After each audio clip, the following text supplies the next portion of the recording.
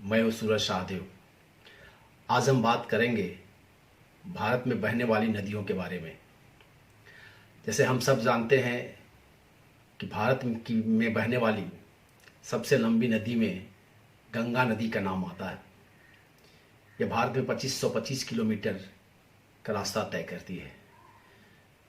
लेकिन हम सब अक्सर ये सवाल हमारे मन में कौंधता है कि आखिर गंगा नदी कहाँ से निकलती है। क्या यह बद्रीनाथ से निकलती है, या गौमुख से निकलती है, या गंगोत्री से निकलती है जो केदारनाथ से है, या कहाँ से निकलती है, या कहाँ बनती है। गंगा नदी में कौन कौन सी नदियाँ मिलती हैं, इनकी सहायक नदियाँ कौन कौन सी हैं, और जब गंगा नदी बंगाल में जाती है इसकी क्या नाम पड़ जाता है। इन सब चीज़ों के बारे में आइए हम सब जानते हैं। आइए दोस्तों, यहाँ देखते हैं हम गंगा नदी का उद्गम या नामकरण। सबसे पहले जाने से पहले हम जान लें कि गंगा नदी का उद्गम हो किस राज्य से होता है। तो भारत में एक राज्य है जिसका नाम है उत्तराखंड। अगर हम उत्तराखंड या भी इसे उत्तर प्रदेश से काट कर अलग बनाया गया है। उत्तराखंड को अगर हम देखें तो इसके दो भागों में हम बांटते हैं। तो एक है गढ़वाल क्षेत्र और दूसरा होता है कुमायूं। गढ़वाल क्षेत्र जो है इसमें बड़े बड़े ग्लेशियर होते हैं, यानी कि बर्फ़ के पहाड़ होते हैं जिसको हम ग्लेशियर कहते हैं। और भारत की ज़्यादातर नदियाँ, उत्तर भारत की ज़्यादातर नदियाँ हैं बद्रीनाथ। और बद्रीनाथ में एक जगह है जिसका नाम है संतोपत। संतोपत से एक नदी निकलती है जिसका नाम है विष्णु गंगा। विष्णु गंगा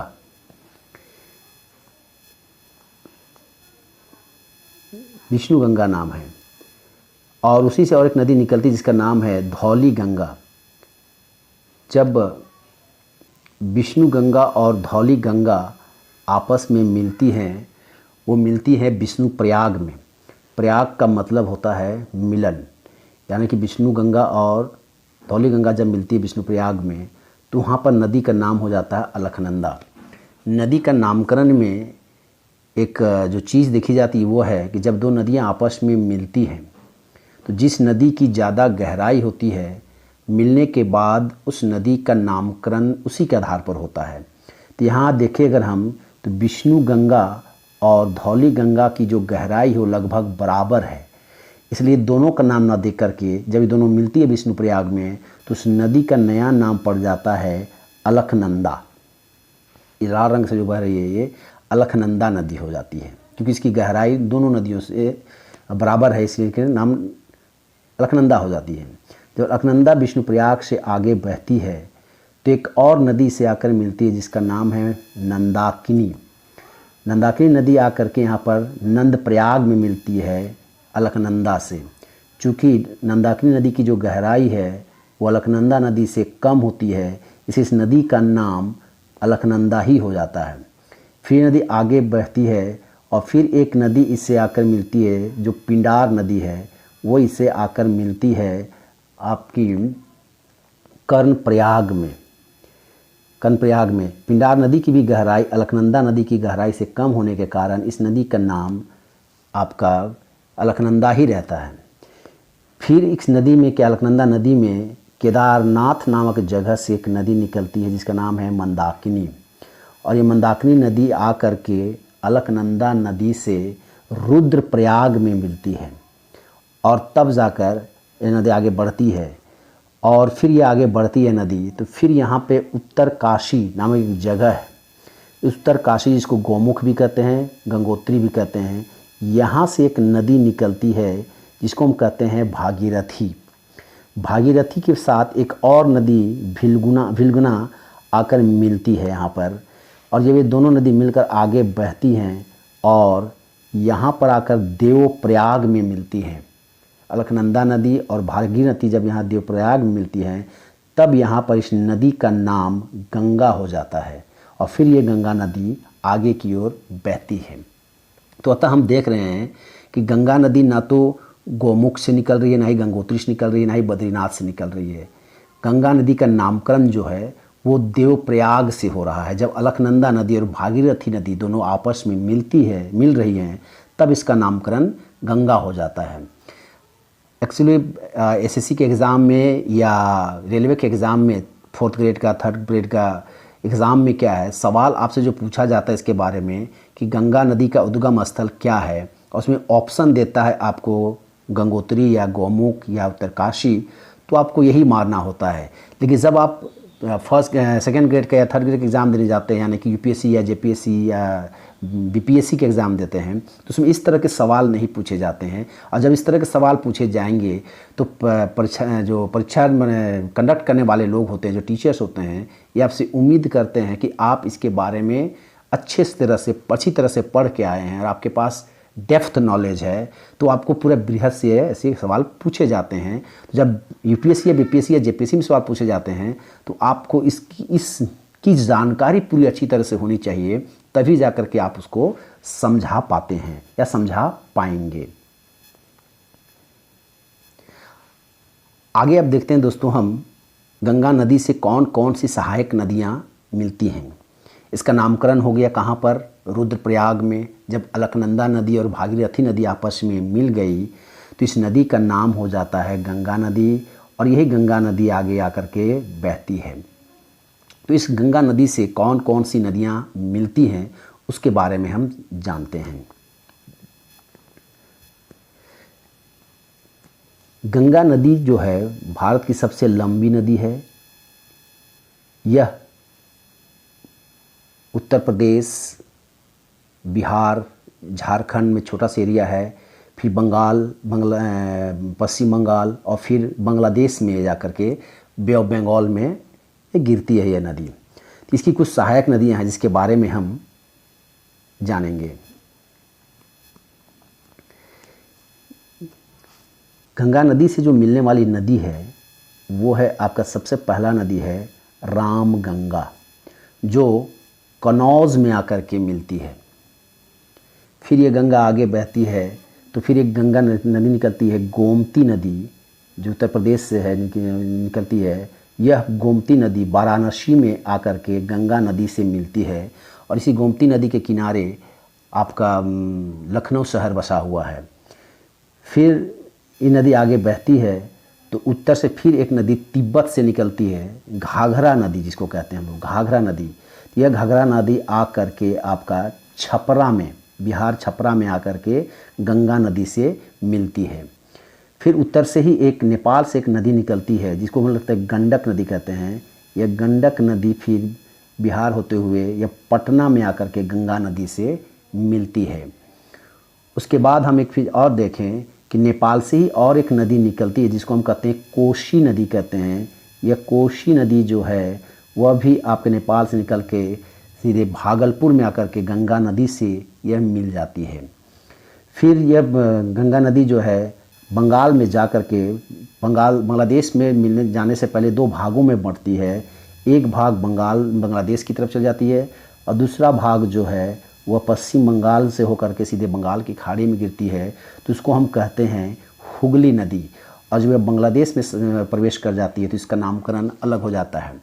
तो ये हम उत्तर भारत से मिलने वाली नदी हम देख लिए। क्या क्या हो गया? रामगंगा, गोमती, रामगंगा हो गया, दूसरा हो गया गोमती, तीसरा हो गया घाघरा, चौथा हो गया गंडक, पांचवा हो गया कोशी, और छठा हो गया आपका और एक नदी जो है वो मिलती है महानंदा नदी। महानंदा नदी दार्जिलिंग से निकल कर के यह बांग्लादेश, पश्चिम बंगाल और फिर बांग्लादेश में जाकर के गंगा में मिलती है, जिसको कहते हैं महानंदा कहते हैं। उसके बाद दक्षिण भारत से बह कर के जो नदियाँ, दक्षिण की ओर से बह कर के जो नदियाँ गंगा में मिलती हैं वो क्या है? वो है इनकी सबसे बड़ी जो नदी है वो है यमुना नदी। सेकेंड लार्जेस्ट इसका ट्रिब्यूटरी नदी है, यह सहायक नदी है। पहला नदी में घाघरा के रूप में दिया जाता है। यह वॉल्यूम ऑफ वाटर जो है सबसे ज़्यादा गंगा में मिलाती है, तो घाघरा नदी। जो सबसे लॉन्गेस्ट रिवर है आपका क्या है? यमुना नदी है, जो आकर के इलाहाबाद में गंगा नदी से मिलती है। यमुना नदी में क्या है जो नदियाँ मिलती हैं वो है, एक है मध्य प्रदेश निकल के आती है चंबल, दूसरा है सिंध और तीसरा है बेतवा। ये तीनों नदी आकर के जमुना नदी से मिलती हैं और जमुना नदी इलाहाबाद में गंगा नदी से आकर के यहाँ पर वो मिल जाती है। उसके बाद एक और नदी है जो दक्षिण से बहते हुए गंगा में मिलती है, वो है छत्तीसगढ़ के अमरकंटक से निकलने वाली नदी सोन नदी। यानी कि जो सोन नदी है वह छत्तीसगढ़ के अमरकंटक पहाड़ी से निकलती है और यह आकर झारखंड बिहार होते हुए यह नदी पटना के आसपास में आकर के गंगा से मिलती है। उसके बाद और एक नदी दक्षिण से जो आकर गंगा में मिलती है वो है दामोदर, जो झारखंड के पठारी क्षेत्र से निकलती है, यानी कि लातेहार से पहाड़ी नदी दामोदर नदी निकलती है और यह नदी जाकर के पश्चिम बंगाल में गंगा नदी से या हुगली नदी से कहें, हुगली नदी से यह मिलती है पश्चिम बंगाल में। उसके बाद क्या है, गंगा नदी जब पश्चिम बंगाल में चली जाती है तो इसका नामकरण अलग अलग हो जाता है, उसको भी देखते हैं। आइए, तिब्बत के मानसरोवर से एक नदी निकलती है जिसको हम, ये तिब्बत होते हुए बहती है, इसको तिब्बत में नामकरण है सांगपो नदी कहते हैं। यह सांगपो नदी यह भारत के अरुणाचल प्रदेश में इंटर करती है तो इसका नाम हो जाता है दिहांग, इसका नामकरण हो जाता है दिहांग या शियांग।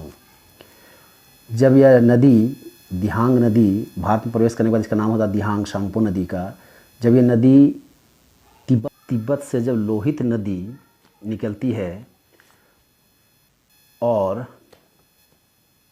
तिब्बत से जब लोहित नदी निकलती है और दिहांग नदी से मिलती है और वहीं पर एक और नदी आती है देवांग नदी, जो जब तीनों नदियाँ मिल जाती हैं तो इस नदी का नाम हो जाता है ब्रह्मपुत्र नदी।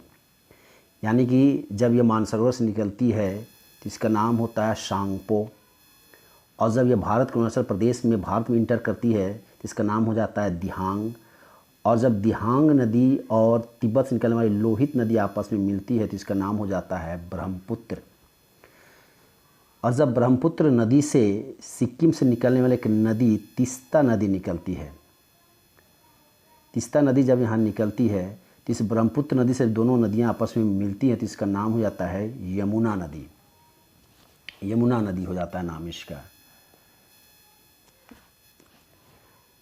और जब यमुना नदी से गंगा नदी, जब यमुना नदी से यह गंगा नदी आकर मिलती है, जमुना और गंगा जब आपस में मिलती है तो इसका नाम हो जाता है पद्मा। यानी कि जब ब्रह्मपुत्र नदी से तीस्ता नदी मिलती है तो इसका नाम हो जाता है यमुना और जब यमुना नदी से गंगा मिलती है तो उसका नाम हो जाता है पद्मा। और फिर पद्मा नदी से जब एक नदी मेघना मिलती है, जब एक नदी मेघना मिलती है, यहाँ से आकर मेघना मिलती है पद्मा से, तो इसका नाम हो जाता है मेघना। मतलब क्या हो गया, भारत में बहने वाले गंगा का नाम है गंगा नदी। पश्चिम बंगाल में दो भागों में बढ़ती है तो एक भाग हो जाता है हुगली, दूसरा भाग गंगा आगे बहती है। और वहीं पर जब ब्रह्मपुत्र नदी तीस्ता नदी से मिलती है तो इसका नाम हो जाता है जमुना। और जब जमुना और गंगा आपस में मिलती है तो इसका नाम हो जाता है पद्मा। और पद्मा नदी से जब मेघना नदी मिलती है तो उसका नाम हो जाता है मेघना।